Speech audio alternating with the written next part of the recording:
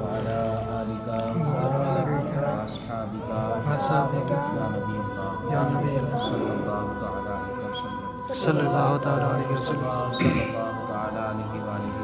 है कि जिसने मुझ पर एक मरतबा दुरूद पाक पढ़ा तो अल्लाह तबारक व तआला उस पर 10 रहमतें नाज़िल फरमाता है।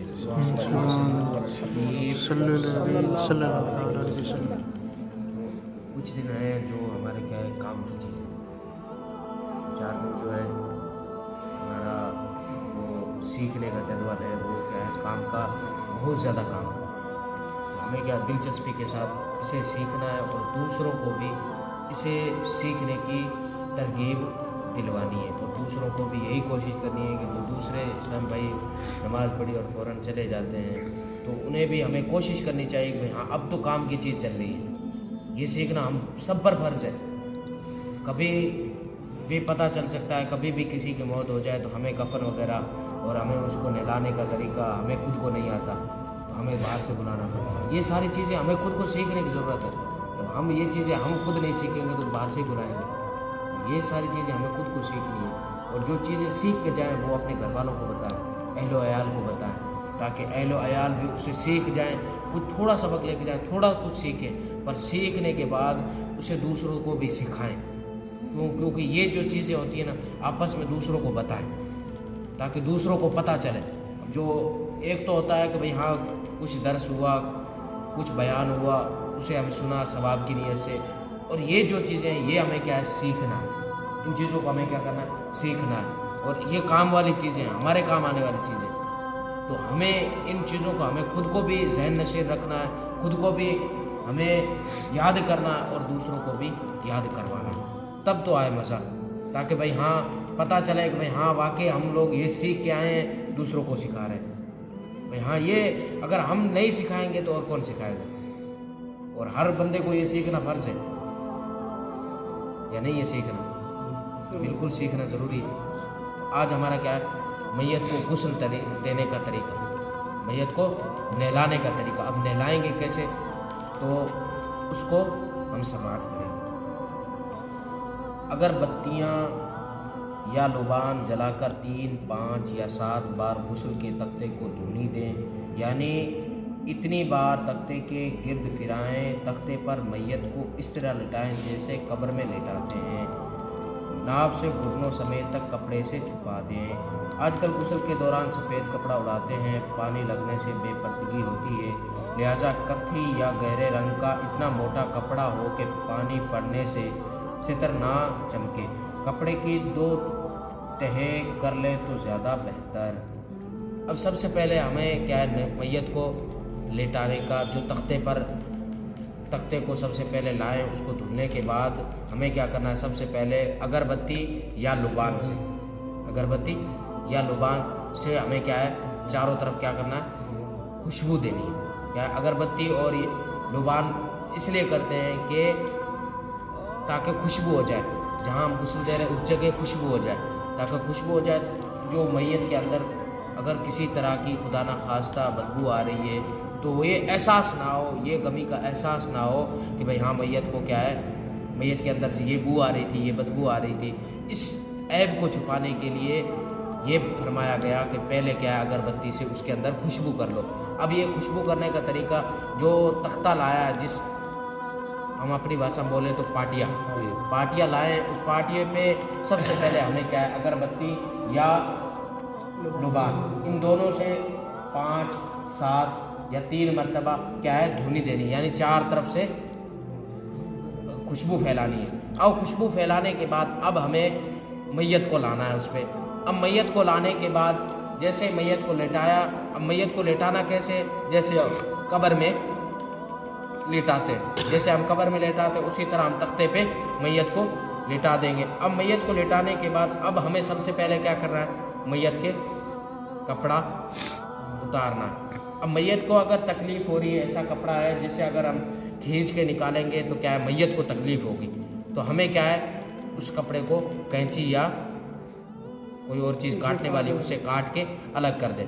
तो अब सबसे पहले काटने से के बाद जो है तहबंद जो पहनी हुई है वहाँ नाप से लेकर, अगर मर्द मैयत है, नाप से लेकर घुटनों तक एक ऐसी चादर हो जो मर्द की शर्मगाह को छुपा दे।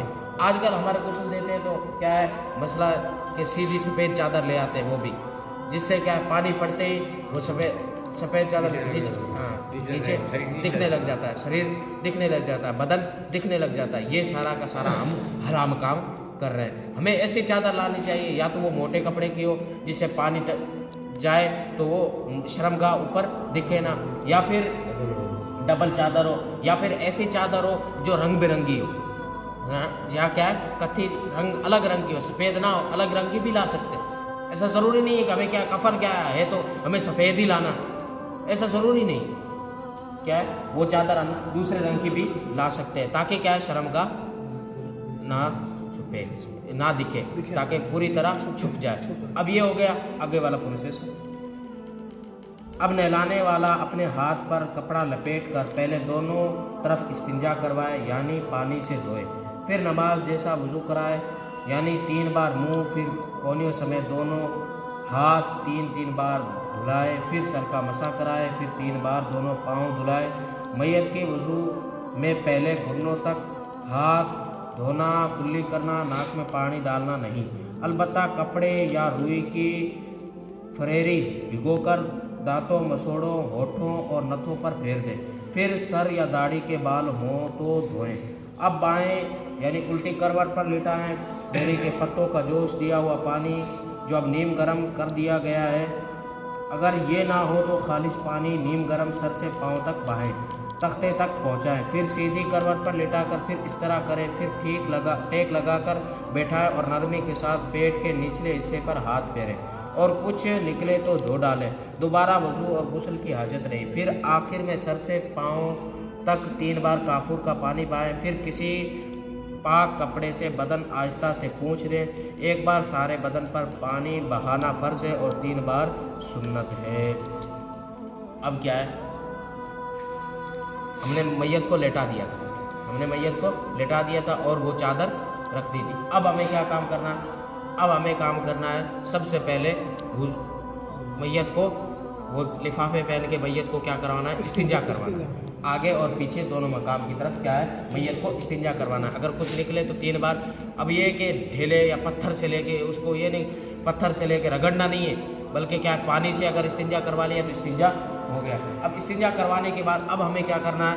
अब हमें 3 बार इस्तिंजा करवाया, अब हमें वुज़ू करवाना है, नमाज जैसा वुज़ू करवाना है। चेहरा धुलना है, कोहनियों समेत हाथ धुलने, सर का मसा करना और पाँव धोने। ये हो गया वुज़ू। अब हमें क्या है? हाथ धुलने ये वाले। अब नाक में पानी और मुंह में पानी ये नहीं डालना, नाक में पानी और मुंह में पानी। अब मुर्दे के मुंह में अगर पानी डालेंगे खुदा ना खास्ता पानी अंदर चला जाएगा, नाक में पानी डालेंगे तो अंदर चला जाएगा। तो हमें क्या है? मुंह में पानी नहीं डालना, नाक में पानी नहीं डालना। रुई से लेके 3 बार होठ और जो दांत खुले हो तो उस पर क्या है 3 बार हम करवा दें। फिर इसी तरह नाक में भी इस तरह पानी नहीं डालेंगे, जिस तरह हम जिंदा आदमी पानी डालता है इस तरह हम पानी नहीं डालेंगे, बल्कि क्या करेंगे? मुंह में रुई से लेके और नाक में भी रुई से लेके। अब हमें क्या करना है? चेहरा धुलवाना। चेहरा धुलवाने के बाद अब हमें कोहनियों समेत हाथ धुलने, फिर सर का मसा करवाना। मसा करवाने के बाद पैर धुलने। अब पैर धुलने के बाद उल्टी करवट उठाएं और पानी बहाएं, फिर सीधी करवट उठाएं, फिर पानी बहाएं। अब पानी बहाने के बाद अब हमें क्या है? शैम्पू, साबुन वगैरह जिसका भी इस्तेमाल करना उसका इस्तेमाल करें। अब उसका इस्तेमाल करने के बाद बदन पर हल्का सा हाथ मार दें, हल्का सा। अब शैम्पू ऐसे तरह मसलना नहीं है, साबुन अपने हाथों पे ले, हाथों पे इस तरह जा करके उस तरह मैयत के बदन पर डाल दें। अब मैयत के बदन पर डाल देंगे, जैसे ही मैयत को बदन पर डालेंगे तो अब उसके बाद मैयत के जिस्म पर झाग हो जाएगी। तो उसके बाद क्या है? हमें हल्का सा हाथ मार देना। अब हल्का सा हाथ मारने के बाद जो हो उसके बाद पानी इसी तरह हमें बहा देना। अब पानी बहाने के बाद अब हमें क्या करना है? मैयत को सर के बल थोड़ा सा उठाना है। अब उठाने के बाद हमें पेट पर हाथ मारना। अब पेट पर हाथ मारना क्यों? ये इस वजह से हाथ मारना है ज़रूरी है कि अगर पेट में अगर कोई निजासत रह गई है, यानी कोई गंदगी अगर रह गई है, तो वो अगर पेट पर अगर हाथ मारेंगे तो वो गंदगी जो है दोनों जगहों से निकल जाएगी, पैखाने वाली जगह से या आगे वाले मकाम से जो भी गंदगी है वो निकल जाएगी। अब निकल जाए, अगर कुछ गंदगी निकलती है तो अब गंदगी को क्या है, साफ कर दो। अब ये ज़रूरी नहीं कि गंदगी निकल गई तो क्या है, गुस्ल टूट गया, अब मैयत को दोबारा गुस्ल करवाना पड़ेगा, नहीं। अब वो गंदगी जो निकली उसे साफ कर दो, उसे धो डालो, फिर मैयत को लिटा दो। फिर अब हमें क्या करना है,